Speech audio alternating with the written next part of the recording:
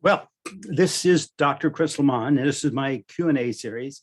And yeah, I'm an old timer. I wrote some programs and I used to teach. I'm retired now, but I still have students out there teaching, and I still get a lot of questions from people. They've learned techniques from me or from one of my students, and then they come back and they say, "Hey, what's going on?" So this Q&A series is put up here on the Wizard's Catch YouTube channel to kind of answer those questions. I'm a little bit difficult to get hold of. I don't have a telephone. You got to kind of email me. It's Chris at Wizard's Catch if you got a question. And I travel a lot, or at least in the pre-COVID world, I traveled a lot more. Right now, I travel somewhat limited, but I've been on the road for the last 2 months. And my voice is a little harsh from all the smoke out there. The environment is really kind of interesting.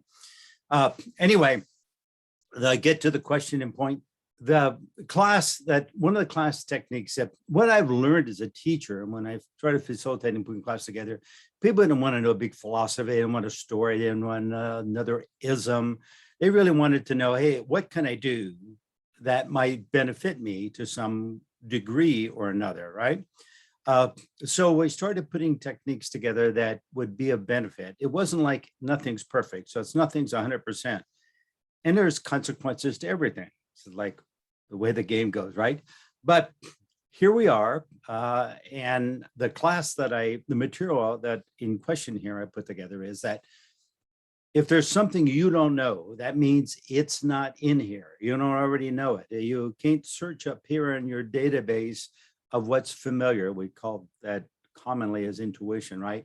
We can't find it in there. We might find something close, but sometimes close doesn't quite cut it, right? It just depends what you're doing. Close might not make the mark. So if you don't know, in the old days, we'd go find someone who knew down the street and ask them, and they'd give you information. And now today it doesn't quite work that way. So now today we Google it. And that's all fine and good, but then with Google, you might get 10,000 answers, and there's no guarantee that any one of them are consistent, unless any one of them is correct. They could all be correct or could all be wrong.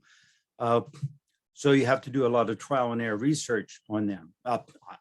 We've all had luck doing that. We've dug stuff up. Thank you, Google, being out there and storing all that stuff, because we couldn't generate enough life experience to have that big a database, understandably. And it doesn't mean our intuitive piece are always correct. As a matter of fact, statistically, they're not really very correct, right? As long as it's really vague, it covers us, but it's usually not quite the same thing. Life experience has a tendency to be differentiated, right? So that's not so much the question. The question is that the technique was really very simple. If they have something you don't know, you create a symbol out there. That's like a Google search or asking a guy down the street that knows. You just create a symbol out there, right? And you put a symbol out there and you put the question in a symbol. You pay attention, you frame the question intelligently like you would on Google. You put it out there and you assign it to do the research. It's not going to come back with an answer, kind of like Google. It just kind of gives you some clues and information. So that's exactly what you do. You get a clue back, and you got to listen, and you get a clue back, and it gives you some pointers, and you start to gives you a direction. You've got to do a little bit of homework, and you got to kind of figure it all out, and there you've got it, right? And what I used to teach was that you want to put a filter between you and that symbol. That's another symbol. You want to stage it, right?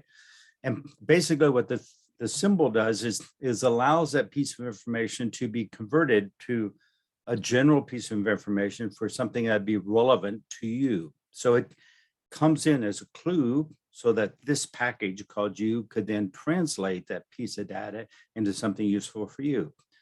That's pretty much all the information we gave.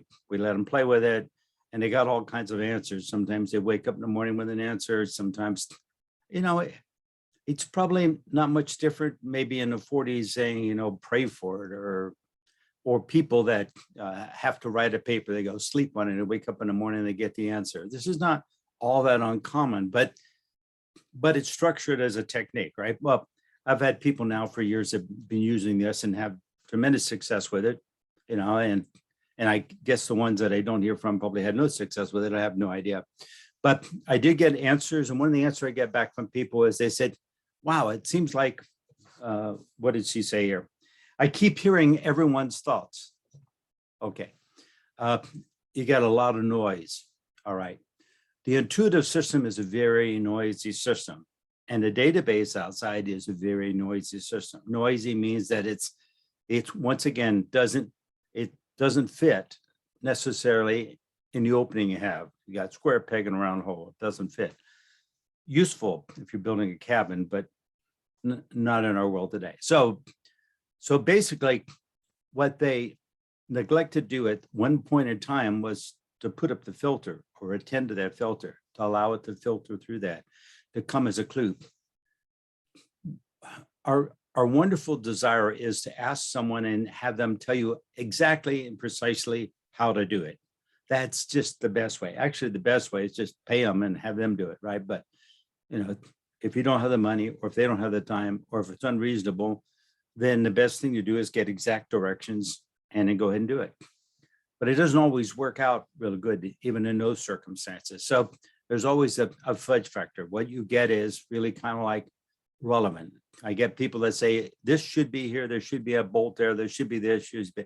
And then when you get into it, it's not quite the way they said, but it's close enough to make it work. We've all had some of those experiences and some variation.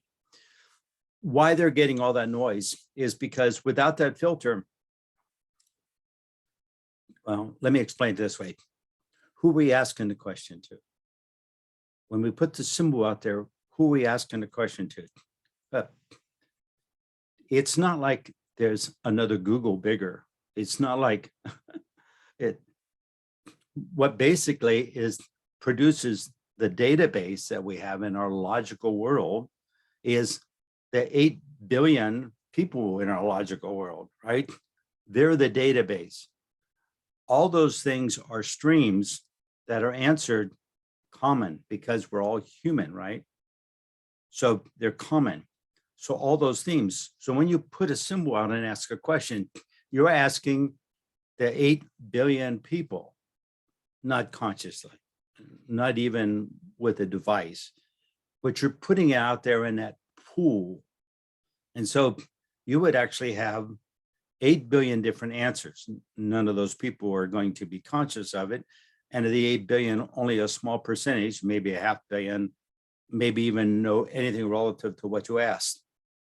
But 500,000, 500 million, all those numbers are a lot of noise.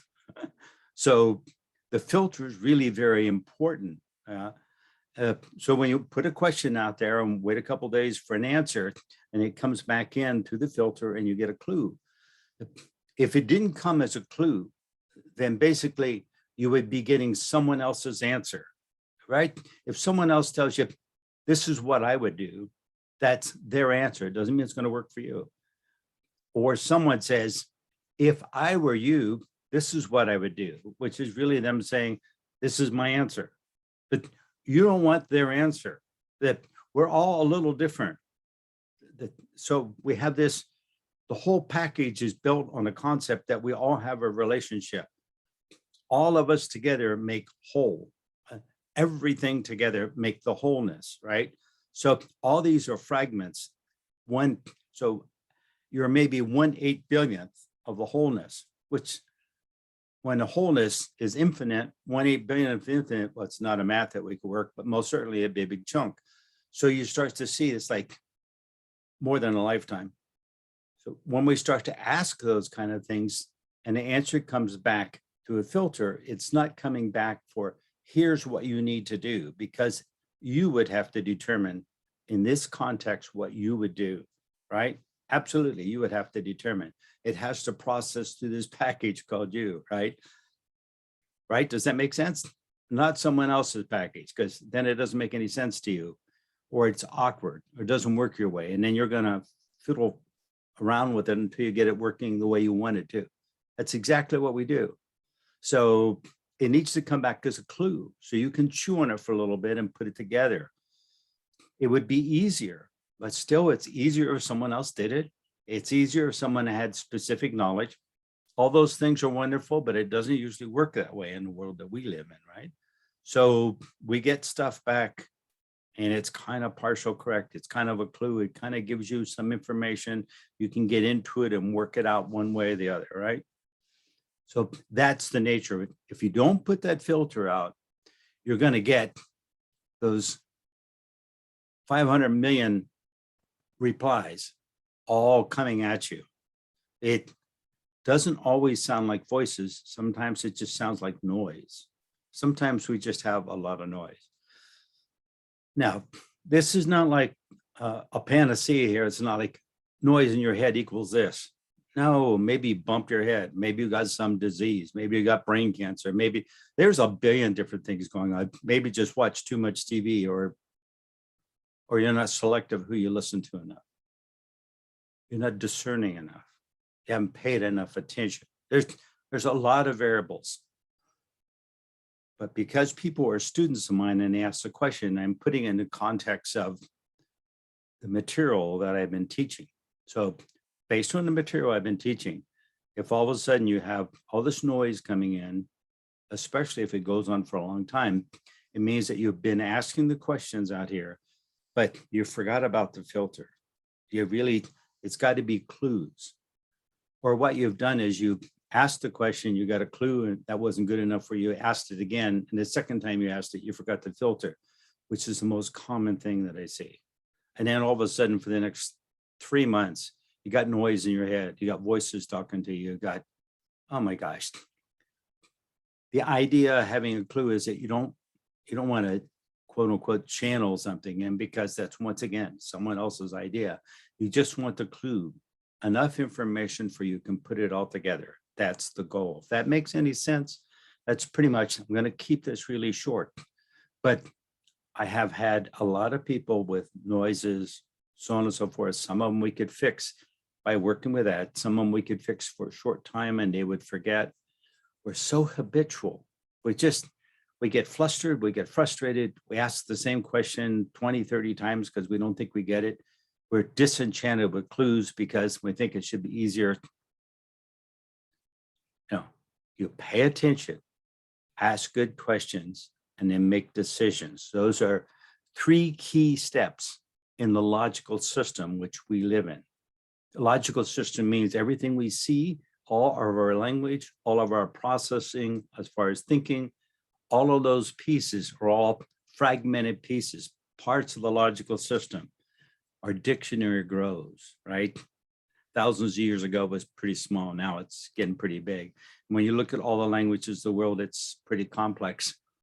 Some English words we have don't really catch a meaning, and you go to other languages, German or French or whatever, they might have 5 or 6 words that capture a bigger meaning, right? So to really touch on all the essences of life in the logical world, we'd have to really have a composite of thinkers from different cultures and different languages sharing things. And that shows up in books if you read them, and in a process that I like to call deep learning, which basically means that we set things by a time and not by a task. So that was not an answer to anything. That was clue, a snippet, so to speak, just to throw out to you a little bit. All right. So on that note, this is Dr. Chris Lemmon, and I am today just kind of a computer philosopher, so to speak. I haven't written any books. I'm still busy reading books, and I don't know after reading books if I want to write one, because the range already is so scattered. I think most people, if I put anything with a broad scope, I'm not sure anybody would get it. I think the wisest thing was maybe making a book of techniques. Well, I have to see. All right, so thank you very much. And this is part of the Q&A series, and my website is Wizards Catch. So to get a hold of me, it's chris@wizardscatch.com. And so thank you very much. And we'll talk again soon, I would imagine. Thanks.